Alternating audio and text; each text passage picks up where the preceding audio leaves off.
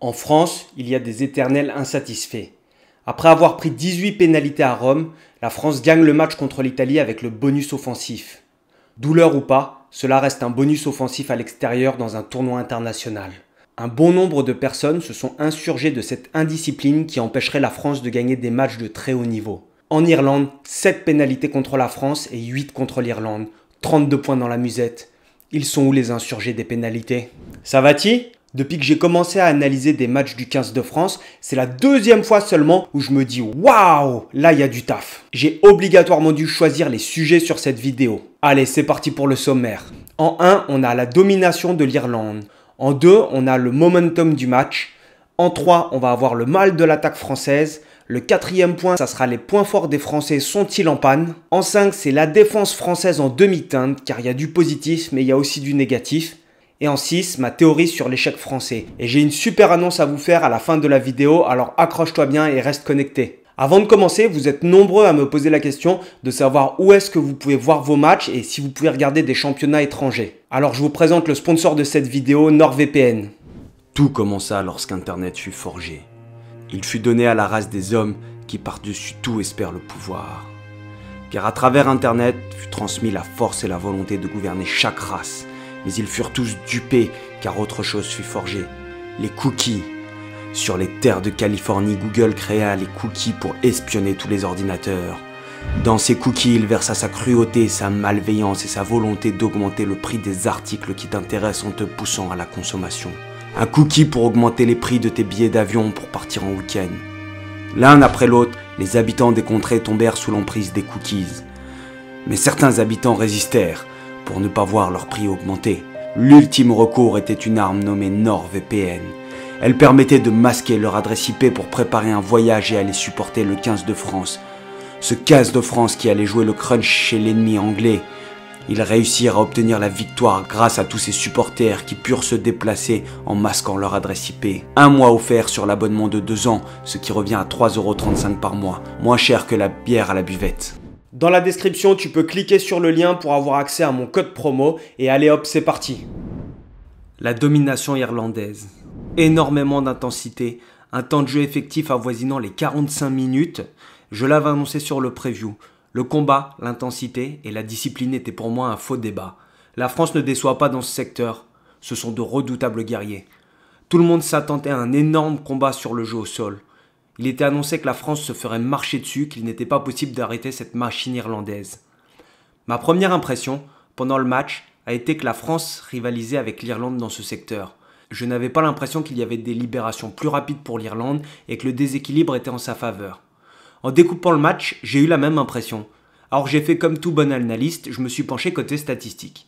L'Irlande est légèrement devant, avec 65% de leurs rucks qui sont rapides contre 55% pour la France. Je suis d'accord, c'est important, mais sûrement pas assez significatif pour expliquer cette différence de score. Bon, on va pas se leurrer, les Irlandais sont très forts dans ce secteur, c'est des purges. Sur tous les rucks, dès que c'était possible et qu'il y avait un joueur qui ne pouvait pas ralentir la sortie du ballon, on avait un joueur qui se penchait au-dessus du ruck et dès que le relayeur ou le neuf levait le ballon du sol, le ballon est remis en jeu, on venait lui taper le bras.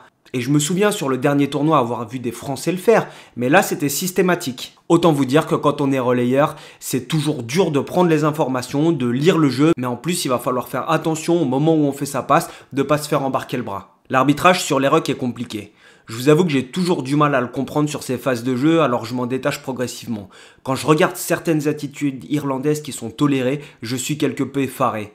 Notamment dès qu'il y a des franchissements, on a l'impression d'être à la piscine. Les mecs ils arrivent et ils font des plongeons où leurs appuis ne touchent plus le sol. Alors c'est sûrement dû à cette volonté des équipes d'avoir des libérations rapides et qui peuvent amener à des excès d'engagement. Je suis certain que les Français, ils ont parfois les mêmes attitudes. Je les ai juste pas trouvées. Aujourd'hui, je me sens l'âme d'un réalisateur irlandais. Heureusement, l'arbitre a 2 assesseurs sur la touche et un à la vidéo qui l'aident à prendre des décisions. Par exemple, sur cette touche, Jelonge fait un en avant. L'arbitre aurait pu signaler que le joueur en position de relayeur n'a pas le droit de se déplacer tant que le ballon n'a pas quitté l'alignement, car sinon il peut gagner des mètres précieux qui lui permettent de mettre une grosse pression sur l'attaque. Mais passons. Prenons par exemple cet essai de Lowe. L'Irlande réalise un très beau mouvement avec un jeu en pivot et ils viennent attaquer les extérieurs pour marquer. Déjà, il faut se rendre compte que le décalage vient du fait qu'ils sont plus sains en attaque puisque donc on a un joueur, Ramos, qui est dans le deuxième rideau. Ce joueur doit venir combler un espace ici et ça c'est très difficile parce qu'il faut se déplacer rapidement. Penaud n'est pas sûr que Ramos aura le temps d'intervenir et donc il se rapproche et laisse son aile découverte. Et si on prend l'exemple de l'arbitrage, je le trouve plutôt cohérent et tolérant avec la France. Prenons la défense de Penaud. C'est un professionnel et bien sûr qu'il s'est plaqué. Même si les ailiers ne sont pas les plus grands défenseurs, il faut tout de même rappeler que quand tu es à l'aile, tu es souvent en position de faiblesse. Tu défends en reculant contre plusieurs adversaires ou contre des joueurs lancés à pleine vitesse qui ont de l'espace. Maintenant que j'ai fait le tour des excuses des ailiers le week-end, on va revoir deux actions. La première, c'est sur l'essai de l'eau en début de match, sur lequel Penaud arrive et il percute l'eau. À aucun moment, il n'y a un plaquage et il ne met les bras. Il refait exactement la même chose sur Sexton sur la touche. Pour moi, ce sont des actions qui sont répréhensibles par un minima une pénalité, voire un carton jaune. Sur l'essai de l'eau, que le pied soit sorti ou non en touche, je n'aurais pas été choqué que l'arbitre mette un jaune et un essai de pénalité. Poursuivons avec l'exemple d'Antonio. Antonio prend un carton jaune incompréhensible. Cette action, elle se déroule dans le jeu courant. Certes, ses bras descendent pour ceinturer, mais il y a pour moi un contact direct avec la tête. Si la priorité est de protéger l'intégrité physique des joueurs, je ne comprends pas. Un bonhomme de 1m90 et 145 kg hors taxe arrive à pleine vitesse pour te caresser avec son épaule. Si on veut éviter les accidents, il ne faut pas accepter qu'il ait le droit de caresser la tête.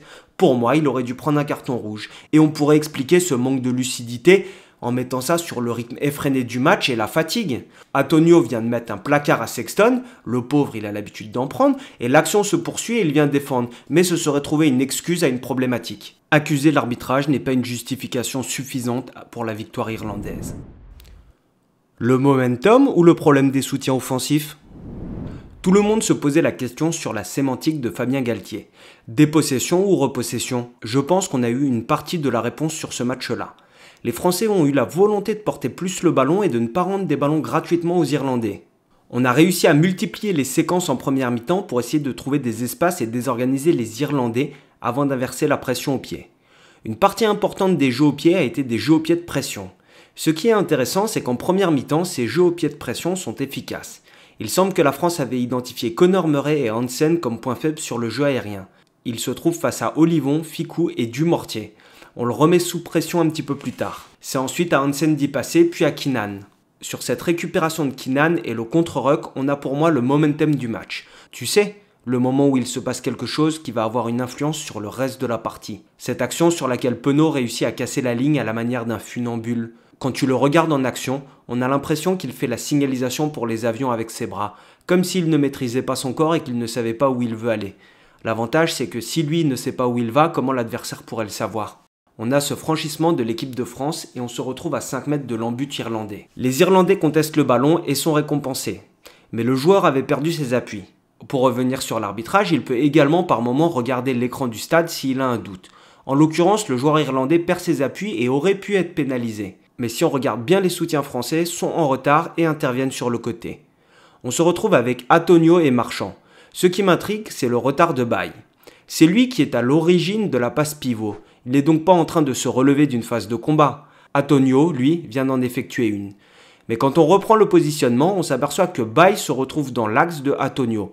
C'est embêtant car il y a déjà une Ntamak. Il se rend compte qu'il va être en retard sur la phase de combat et il donne sa part aux autres.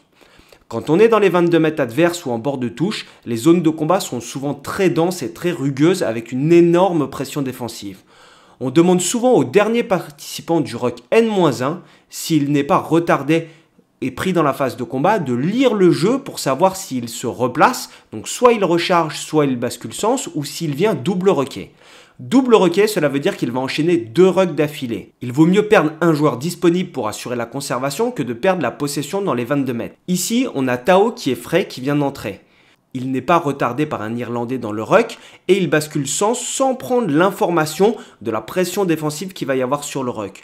De la même manière, Aldrit, qui lui est en train de basculer sens, il a une vitesse d'intervention trop lente pour être efficace. On se retrouve avec 2 Français qui viennent déblayer à moitié sur le côté. Alors l'Irlandais perd ses appuis, mais est-ce que c'est vraiment important au final sur cette action ? Et est-ce que ce momentum c'en est vraiment un ?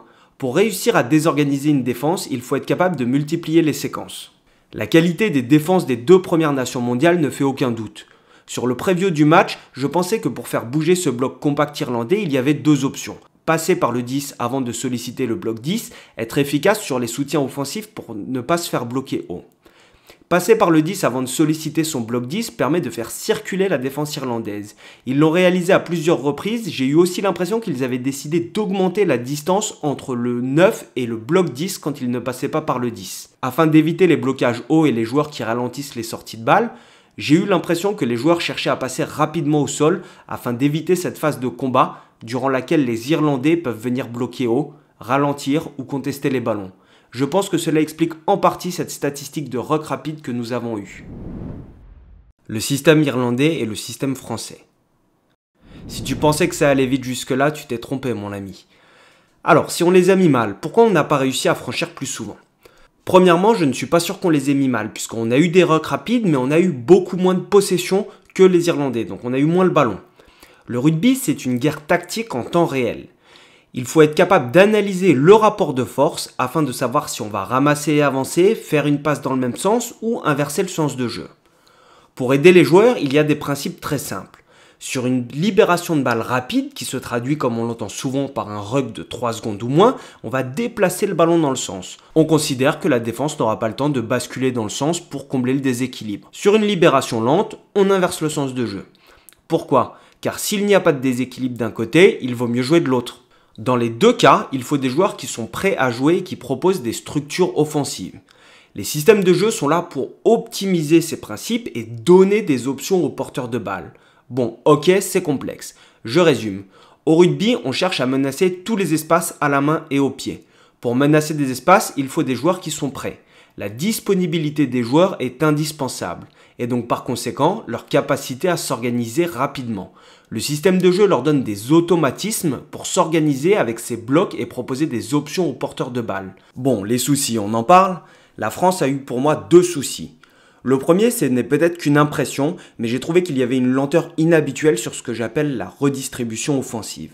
C'est quand les joueurs se relèvent du ruck, ils décident de recharger ou de basculer, de faire quelque chose quoi. Et surtout rapidement pour être disponibles. Ce retard dans la capacité des joueurs à alimenter et se rendre disponibles semble pour moi être à l'origine de cette impression de manque de vitesse dans la ligne. Si tu n'es pas prêt, c'est dur d'avoir de la vitesse et tu as des décalages. C'est comme si les joueurs ils avaient activé l'option slow motion. Quand on compare à cette équipe irlandaise, on a l'impression de voir un match en accéléré. La capacité que les joueurs ont eu à se rendre disponibles rapidement. Prenons cet exemple sur touche. Sur un lancement à partir de phase statique, la distribution est établie. Là, on s'aperçoit qu'on prend le centre du terrain et sur le retour, on n'a pas de vitesse. Les joueurs se sont redistribués pour se redistribuer mais n'ont pas de vitesse. On a l'impression que les joueurs font cette distribution pour la faire mais sans y mettre l'envie et l'intensité qu'il faut pour générer de l'avancée. On va le voir sur cette séquence. On réussit à générer de l'avancée avec Moefana, ce qui est plutôt une bonne chose. La conservation est relativement propre. Et là, si on met un arrêt sur image, on a une pseudo-structure avec 5 joueurs et de l'autre côté, des joueurs qui sont en train de marcher pour se replacer. Concrètement, Dupont, il n'a qu'une option à ce moment-là, c'est donner la balle au premier attaquant. Et on déserte totalement ce couloir des 15 mètres, alors que c'est quand même une des forces pour avancer dans le rugby moderne d'aller chercher ce couloir des 15 mètres.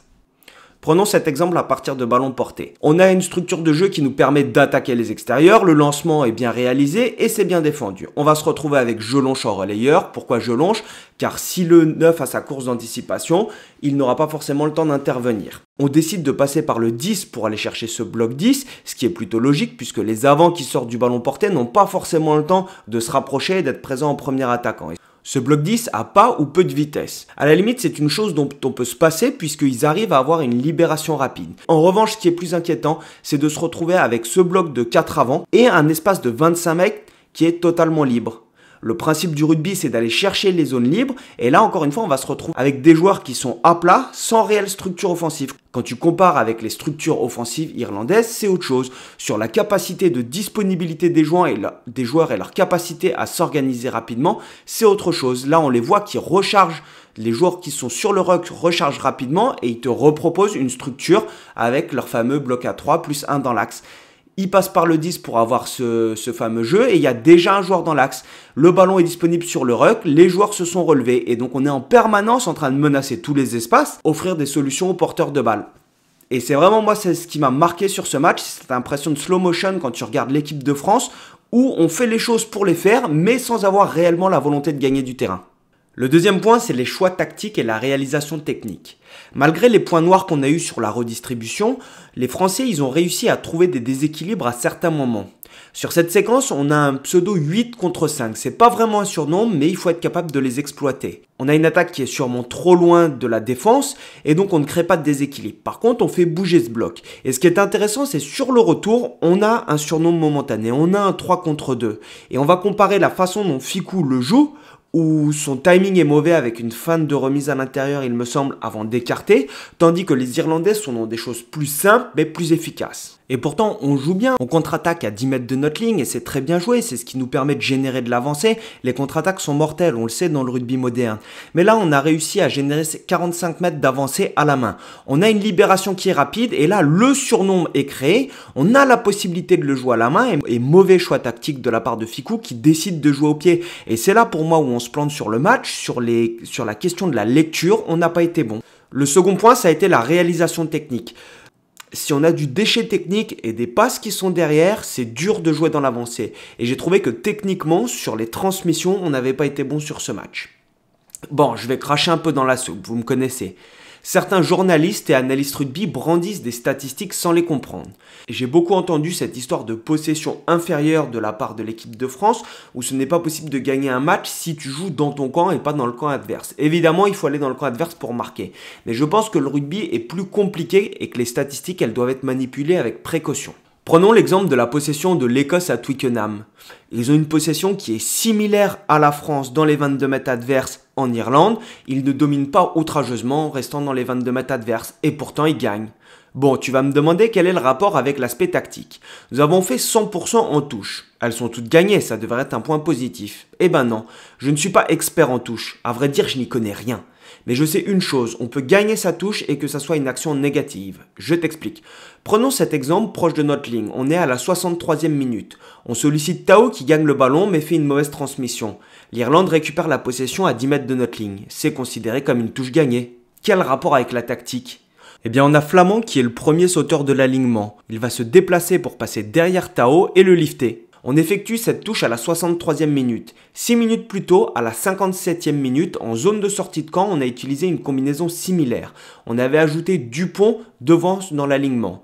Et si on revient en amont dans le match, c'est la même touche avec Flamand qui se déplace pour aller lifter Willem C. Sur la première, on a Ryan qui est au lift et ensuite c'est Ryan qui va passer au contre. Quand les entraîneurs préparent les touches pour un week-end, ils font des paris et ils ont quelques options, mais ils les changent tous les week-ends. Et là pour moi, soit les joueurs considèrent que de toute façon tu vas monter plus vite que l'adversaire et tu n'es pas obligé de changer ta touche car il est sur de la réaction l'adversaire, soit ils n'ont pas eu la lucidité de changer la donne. Et c'est là où tactiquement, pour moi, on a également pêché. C'est sur ces choix. Bon, côté irlandais, j'en parlerai même pas de leur système de jeu parce qu'ils ont proposé ce qu'on connaît avec des schémas d'attaque, des redoublés, et il n'y a rien d'innovant. J'en profite pour te dire que si t'es pas abonné, c'est le moment de le faire et de mettre un petit pouce bleu et la cloche car j'ai une vidéo avec un invité du monde professionnel qui arrive sûrement dans la semaine. Les points forts français. Les points forts français sont-ils en panne ? Depuis le début de l'ère Galtier, la France a pour moi 2 points forts. Être très efficace sur les ballons de contre-attaque et dans ce que je vais appeler le bordel organisé. Tu vois de ce dont je parle ? Cette capacité à enchaîner des séquences de jeux pénétrants très proches de la défense avec je ramasse, je donne, je joue en pick and go, offload, passe axiale. Fabien, il aime à nous le rappeler. Le travail sur la perception des joueurs et la prise de décision à grande vitesse dans des situations de stress est importante pour lui. Et effectivement, on a réussi à déranger les Irlandais de cette manière, comme on dérange quasiment toutes les équipes. Je vais garder le sujet pour une prochaine vidéo et je vais m'intéresser à ce que les Français ont voulu faire. Sur ces séquences de jeux pénétrants, on a réussi à mettre en difficulté notre adversaire et sur les contre-attaques également. L'essai de Penaud arrive après un échange de jeu au pied. Sur les échanges de coups de pied, les équipes passent d'attaquant à défenseur plusieurs fois de suite. Ces échanges de coups de pied permettent de désorganiser les rideaux défensifs. On va avoir Penaud qui va se retrouver avec des espaces. Il va naviguer entre le pilier Bilham, le talonneur Herring, Sexton et Tadburn en repli. Si un ailier a des espaces au milieu d'un pilier, d'un talonneur et avec Sexton et Tadburn, c'est cadeau. Les profils rapides raffolent de ces phases de transition. Une phase de transition, c'est un changement de possession. Et c'est ultra intéressant dans le rugby moderne. Pour illustrer ces fameuses contre-attaques, on a l'action irlandaise. Ils récupèrent un ballon à 10 mètres de leur ligne. Et sur une action de contre-attaque, on cherche à sortir la balle de la zone de récupération le plus rapidement possible et à l'éloigner. C'est Sexton qui franchit. Les contre-attaques sont un des points forts des Français et pour moi on a été mis en échec sur ce match. On va le voir notamment sur cette séquence où les Irlandais sont sous pression dans leur camp en seconde mi-temps. On a le 9 qui est rentré, le 9 irlandais qui fait une très bonne rentrée. Il va décider de sortir l'Irlande de la pression de son camp, donc il met un long jeu au pied dans la boîte. On va avoir Fickou qui va récupérer le ballon après une passe de Ntamak. Lui, il voit qu'il n'a pas de solution, donc il va retourner chercher ses soutiens. Donc plutôt que de déplacer le ballon vers les extérieurs, il retourne vers ses soutiens. Et là, ce qui est grave, c'est qu'on n'arrive pas, même avec les soutiens qui sont disponibles dans cette zone, à conserver le ballon et on a une perte de balle. Et là où c'est notre point fort, normalement les contre-attaques, on a été pris. On sort même avec une pénalité de cette séquence. La seconde séquence est en première mi-temps. On a un jeu au pied dans la boîte du 9, Ramos récupère. Il décide d'aller retrouver ses soutiens parce qu'il n'a pas forcément le temps. Et même chose, on se retrouve avec une perte de balle et un contest. Donc sur nos points forts, sur les contre-attaques, là où on est censé déstabiliser la défense, on prend 2 pénalités. Si on revient en arrière, on va s'apercevoir que sur le jeu au pied du 9 irlandais, on a 2 Français qui montent. On a Olivon et Jelonche. Et ça, pour moi, c'est trop. C'est-à-dire qu'une personne au contre, ok. 2 personnes, c'est quelque chose qui est inutile. Et si on utilise un joueur supplémentaire pour aller contrer et mettre la pression sur le 9, on a un joueur disponible de moins pour la conservation pour la suite. La défense française en demi-teinte. La première mi-temps a été dure mais on est dans le match. On a les possessions, les occasions et on a été pour moi bon dans ce jeu au pied de pression. La seconde mi-temps m'échappe. La France a semblé vouloir aller défendre chez l'adversaire en l'enfermant au pied et en arrêtant de faire bouger ce bloc. Le souci, c'est que les Irlandais ont été plus efficaces que nous dans ce secteur. Comment est-ce possible? Le point fort depuis 2 ans des Français, c'est cette capacité à être propre sur le jeu au pied d'occupation et cette couverture du terrain qui nous donne des ballons de contre-attaque. Et c'est comme si on avait perdu les pédales et que les joueurs étaient perdus tout d'un coup. Prenons cet exemple où il y a une séquence irlandaise. Quand on est dans cette zone, on alterne entre 1 et 2 joueurs dans le second rideau. Il n'y a plus vraiment de troisième rideau, on est sur un second rideau. Les Irlandais multiplient les séquences, ce qui fait bouger le rideau. On a Jalibert qui du coup est dans l'axe du ruck. C'est normal, il prévient du jeu au pied. En revanche, ce qui est plus embêtant, c'est que Dumortier est totalement à plat et il laisse son aile découverte. Bon, ça c'est une première chose. On peut se dire, ok, c'est pas grand chose. La suivante, c'est Dumortier. On le voit, il est à l'aile là et il indique qu'il ne prend pas la couverture. On a le Jalibert dans le premier rideau puisque c'est Ntamak qui a pris plutôt ce rôle dans le troisième rideau. Mais on va s'apercevoir d'une chose, c'est que les Irlandais déplacent le ballon, donc comme ils ont l'habitude de le faire, et il y a un mini-franchissement. Dès qu'il y a eu ce mini-franchissement, on voit Ntamak qui arrive pour combler la brèche. Et là, ce qui est impressionnant, c'est qu'on va voir, on a 15 joueurs français dans le premier rideau. On est à 25 mètres de notre en-but et on a 15 joueurs français dans le premier rideau. Et là, ça pose un souci, puisque ça veut dire qu'on leur laisse la possibilité d'aller occuper le terrain et défendre proche de notre ligne d'en-but. Prenons le cas de cette touche. Sur les sorties de camp, on a l'habitude d'être propre. On l'a déjà vu, on l'a répété plein de fois.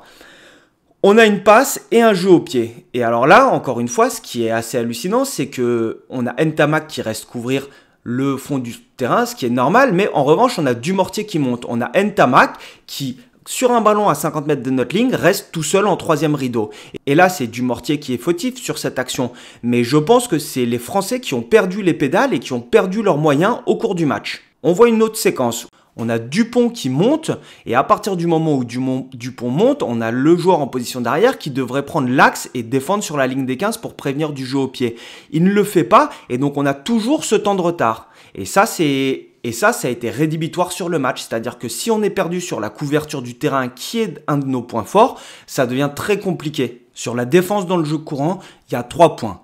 Premièrement, on a la défense sur l'homme. Les Français ils font un match remarquable en défense. On tourne à 258 plaquages avec 23 manqués. En comparaison avec l'Irlande, on est à 91% de plaquages réussis. C'est énorme. Céder lorsqu'on est sur la ligne d'en-but, cela arrive. Les Irlandais ils réussissent à franchir tout de même 3 fois la ligne d'en-but sans pour autant scorer. Le score, il aurait pu être un petit peu plus lourd. Sur l'homme, pour moi, on a été fort en faisant tomber rapidement et en contestant les ballons. Normal, c'est notre point fort. En revanche, côté circulation défensive, moi je trouve qu'on a été un petit peu lent pour contenir ces vagues irlandaises. On a manqué de lucidité à certains moments. Je te l'avais dit, ça allait être dense. Avant de te parler de ma théorie, comme je l'avais dit, il y a une annonce à faire. C'est qu'il va y avoir quelqu'un du monde professionnel qui va sûrement venir intervenir sur une de mes vidéos pour décortiquer un secteur de jeu. Si tu n'es pas encore abonné, c'est le moment de le faire et d'activer la petite cloche pour pas rater la vidéo.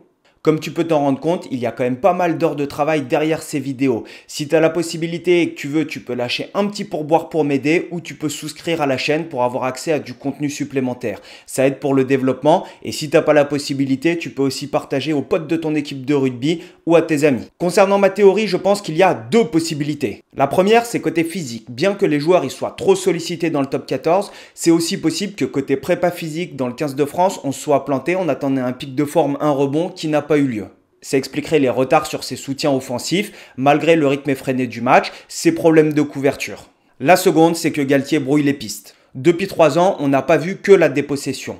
Et je pense qu'il teste aussi des choses en vue de la Coupe du Monde et que les joueurs, c'est pas forcément évident pour eux de passer d'un système à l'autre ou d'une façon de jouer à une autre façon de jouer. Comme ça, on a peu d'entraînement avec le 15 de France et donc c'est pas des choses qui sont forcément évidentes de s'approprier rapidement pour les joueurs. Je vais te poser 2 questions. La première, est-ce que tu penses que Ramos il s'est cramé sa place sur ce match? Et la seconde, est-ce que tu penses que le contenu de ce match est intéressant pour la progression du 15 de France en vue de la Coupe du Monde? Écris-moi ça dans les commentaires, ça m'intéresse et ça m'aide à réfléchir et on se revoit bientôt. Allez, topette!